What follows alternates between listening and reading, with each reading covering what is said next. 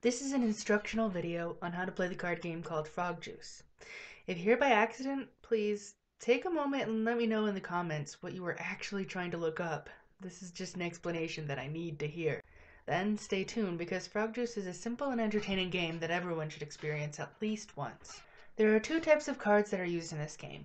Power cards, marked with a P in the corner, and ingredient cards, which are instead numbered 1 through 12. Collect your cards into power card and ingredient card piles to be tallied up at the end. Setup is easy. Simply shuffle the cards and deal 4 face up to the center of the table, as well as 4 cards to each player. For the purpose of this example, we've placed our hands face up in front of us. This is generally not a recommended strategy if you would like to win the game though. Each turn, you start by drawing until you have 4 cards in your hand. You can then complete only one action. You can use a power card, or you can collect ingredient cards using other ingredient cards. After you've completed your one action, you must discard, even if you like all of your cards, and then the next player can go. If you aren't able to complete an action, or for whatever reason don't want to, you can simply discard.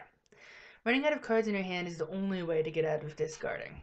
Collecting ingredient cards, regrettably, involves a bit of math, but nothing as intense as subtraction, so you'll probably be fine.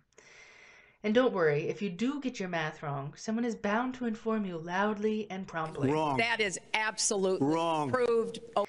You can either match 1 or more cards in your hand to a single card in the center, or you can match 1 or more cards in the center to a single card in your hand. Here's a couple of examples. Bats can be matched to bats directly. Newts and toads in your hand could be matched to toadstool in the center. They both total 7. Toadstool, bats, shrinking brew, and shrinking brew would add up to 11 and could be matched to the deadly nightshade in your hand. For those sneaky devils who want to match more than 1 card in your hand to more than 1 card in the center that add up to the same number, this is what we call cheating. So you would not be allowed to match Toadstool and Unicorn Horn to Deadly Nightshade and Newts, even though both sets add up to 15. So now that you've mastered the art of collecting ingredient cards with other ingredient cards, you'll also need to know how to play each of your power cards. There are 5 spell cards which require different ingredient cards to complete. You can use your action to start a spell, even if you don't have any of the ingredients. Simply place your card in front of you and announce that you are starting a spell, just like a real witch. You can then pull ingredients to complete your spell. First, take from your hand, then from the center, and finally ask the other players in the same order of play. Players must give you the requested card if they have it, but only if you ask. If you can't finish your spell the same turn you start it, you can add to it during your later turns with the same process, but only so long as you remember, which is clearly the most challenging portion of the game. Completing your spell or adding ingredients on a later turn does not count as your action.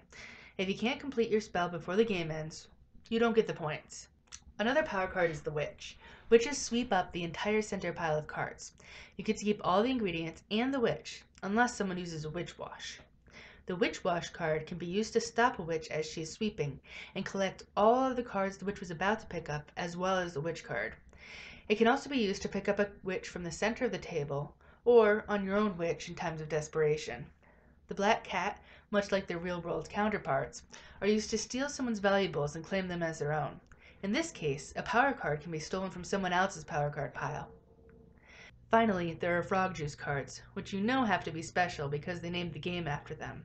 Frog Juice cards are used like ingredient cards, including in spells or matched to other ingredient cards, but count towards your power cards in the end. The game ends when the draw deck is gone and no one has any remaining cards that they can play. It's now time to count up your cards to determine bragging rights. Each power card is worth a point on its own, and the player with the most ingredient cards scores an additional 2 points. If you like this game, it's produced by Gamewright, and you can check out their website for similar products at www.gamewright.com. Please remember to support your friendly local game store whenever possible, because they make the gaming world go round. Also, you can check out my other game instructions, reviews, and more at my blog, www.chickabiddiesgames.blogspot.com.